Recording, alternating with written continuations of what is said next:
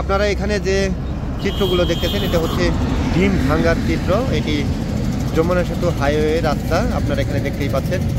এটা বড় একটি গাড়ি হঠাৎ করে টায়ার পাংচার হয়ে এই গাড়িটি উল্টে পড়ে যায় এবং গাড়ির ভিতরে 40,000-এর মতো ডিম ছিল।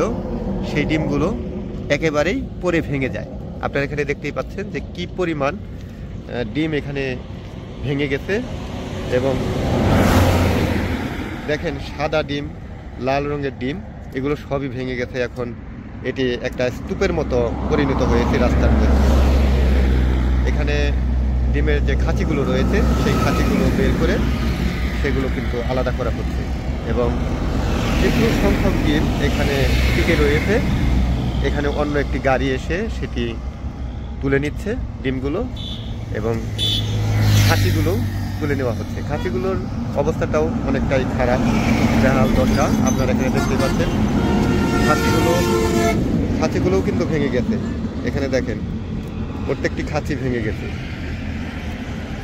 এটি এই যমুনা সেতু হাইওয়ে রাস্তাতেই এই ঘটনাটি ঘটেছে।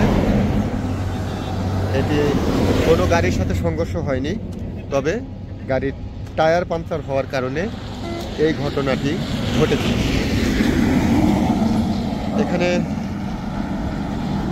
যে এই ডিম বহন করেছে তার সাথে কথা বলেছি, উনি বলেছেন এখানে 40,000 ডিম একেবারেই ভেঙে গেছে, যেটি ব্যবহারের অযোগ্য হয়ে পড়েছে। এখন এটি স্তূপে পরিণত হয়েছে। আপনারা এখানে দেখতেই পাচ্ছেন কি পরিমাণ ডিম এখানে ভেঙেছে। মোটামুটি অনেকটুকু এরিয়া জুড়ে কিন্তু এই ডিমটি ছড়িয়ে ছিটিয়ে রয়েছে। আপনারা দেখতেই পাচ্ছেন রাস্তার মধ্যে এরকম ঘটনা খুবই কম ঘটে, কারণ বিশেষ করে ডিমের যে গাড়িগুলো রয়েছে বহন করার জন্য, ডিম বহন করার জন্য, সেই গাড়িগুলো কিন্তু অনেকটাই সতর্কভাবে গাড়ি চালিয়ে থাকে। তাই ডিমের গাড়ি সহজেই কিন্তু নষ্ট হয় না বা এরকম দুর্ঘটনার কবলে পড়ে না।